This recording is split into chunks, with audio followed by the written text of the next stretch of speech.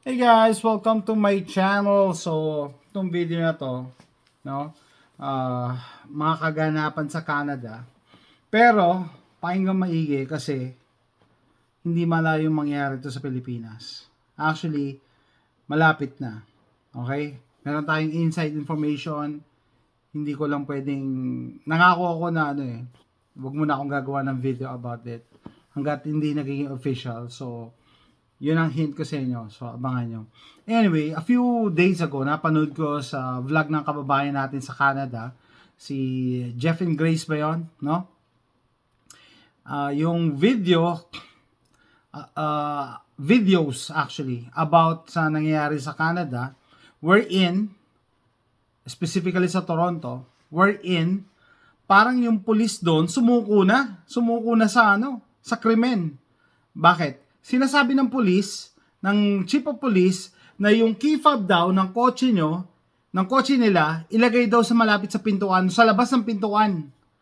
Okay? Para hindi na daw mahirapan yung mga carnapper. Kasi yung kotse lang daw ang gustong kunin. Okay? Nanakot pa yung police. Sabi, itong mga to, armado to, totoong baril to, hindi to laruang baril. These are not toy guns. Kaya, mas maganda pa na ilagay nyo na lang sa labas ng bahay nyo yung key fob. Imagine nyo guys, ngayon, first time ko makarinig to, no?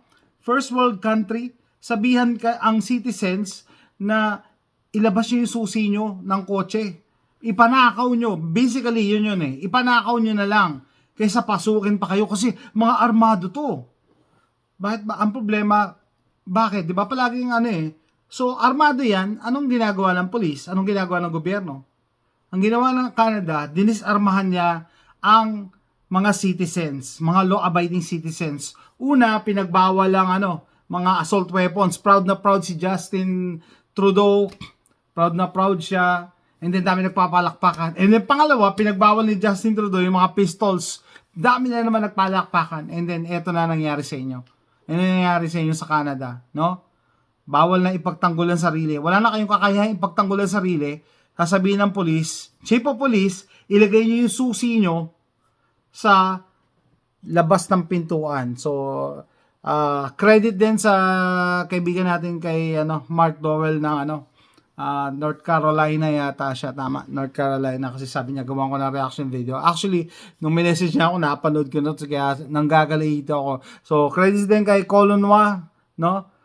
Yeah. This is what they tell you. Toronto police advised residents there that if they have their key fobs for their vehicles in a Faraday pouch, to leave that at the front door so that if thieves are brazen enough to break in, they can just kind of grab it and go. To prevent the possibility of being attacked in your home, leave your phone. Oh, imagine nyo para wag na daw kayo atakihin sa ng bahay, ibigay nyo na lang yung susi ng kotse nyo sa labas ng pinto. Fobs at your front door. Can enter because they're breaking into your home.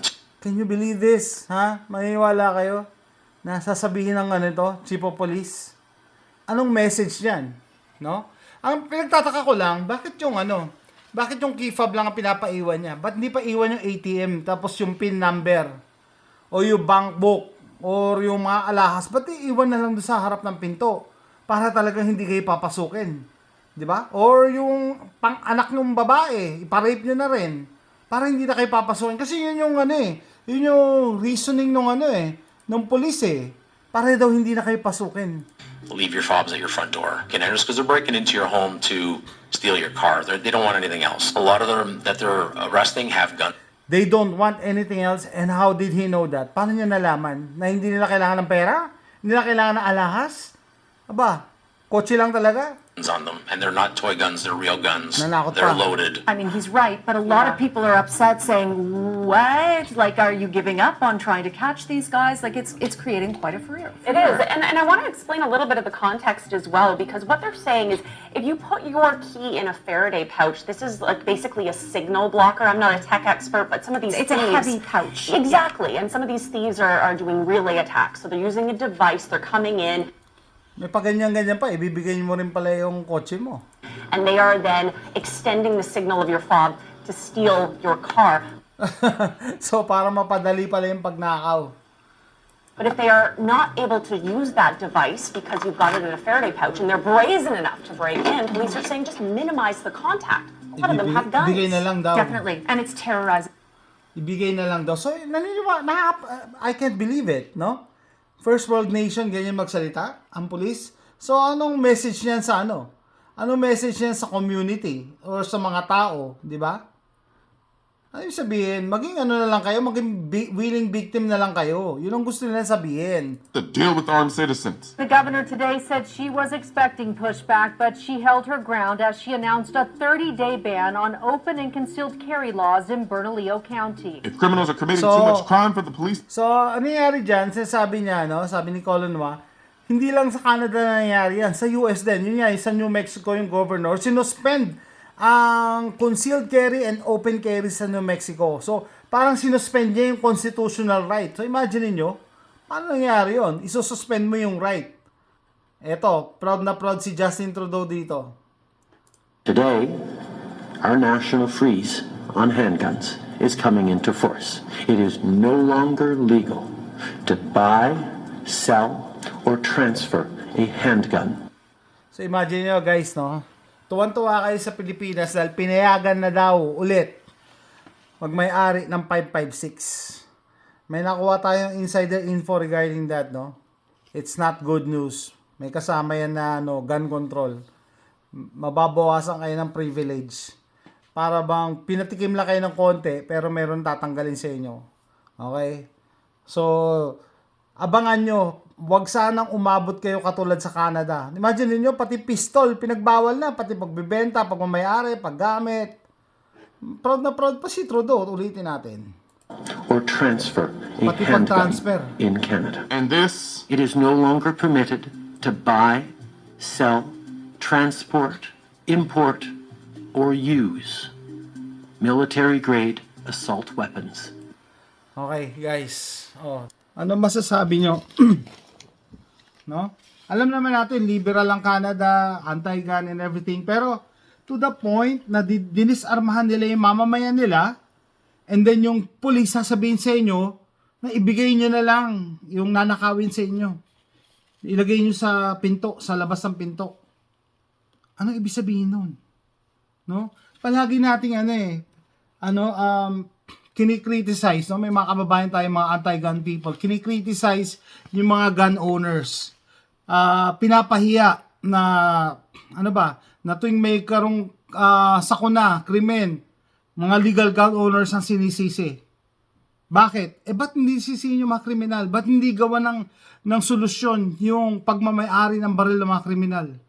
Yung nangyayari sa Pilipinas, hindi lang sa Pilipinas yan, sa buong mundo, sa Amerika, sa Canada, ganyan ang ginagawa nila. Kasi ganyan ang game plan. No? Nagtatanga-tangahan sila. No? Na feeling nila, mas madaling disarmahan kasi ang law-abiding citizen compared sa criminal. Which is, totoo naman. Kaso, may mga kababayan tayo na naniniwala na magiging safe ka pag yung kapitbahay mo walang baril. 'Di ba? Sabi nga ni Senator Tolentino, 'di ba? Gusto mo kapitbahay mo may automatic weapon. Bakit? Kapitbahay ko naman 'yan, ha. Criminal ba 'yan? 'Di ba? Ang tanong, 'di ba, anong problema kung meron siya automatic weapon? Criminal ba siya? Kung criminal siya, hindi siya makakapag-may-ari noon. 'Di ba? It doesn't make any sense. Puro pananakot ginagawa nila, so nag-a-appeal lang sila dun sa fear factor, no? Pero facts, walang facts yun. Unang-una, yung mga kriminal, hindi naman yan nag-a-apply ng LTAP, no? Sa Pilipinas. No? Hindi naman sila nag-a-apply ng LTAP. So, yun nga, no? Pinipigilan ko yung sarili ko magbigay ng pero meron tayong insider info na mababawasan kayo ng gun privilege. Okay? So, wag sanang umabot, sabi ko, wag sanang umabot katulad ng Canada. With the looks of it, parang pinapattern nila yung, yung gun laws ng Pilipinas sa Canada, Baka dyan na papunta. Magugulat na lang kayo isang araw. Parang sinabi ni Trudeau kanina, proud na proud siya, na pinagbawal niya na pati pistols. Ano yung pagkatapos ng pagbawal mga baril sa law-abiding citizens? Mag-a-announce na yung chief of police, ilabas nyo na lang yung gamit nyo sa harap ng pinto, key fob nyo, alahas nyo, lahat na, para daw ma-minimize yung contact. Kasi mga armado yan. Mga armado pala anong gagawin mo? Ba't kami dinidisarmahan mo, di ba? Di ba? Tignan nyo, dapat Dapat makita natin yung mali eh. Otherwise, kung susunod lang tayo palagi, ayun na nga. Kakaway na sa inyo yung Canada. So that's it guys. Let me know what you think. Comment down below. Bye.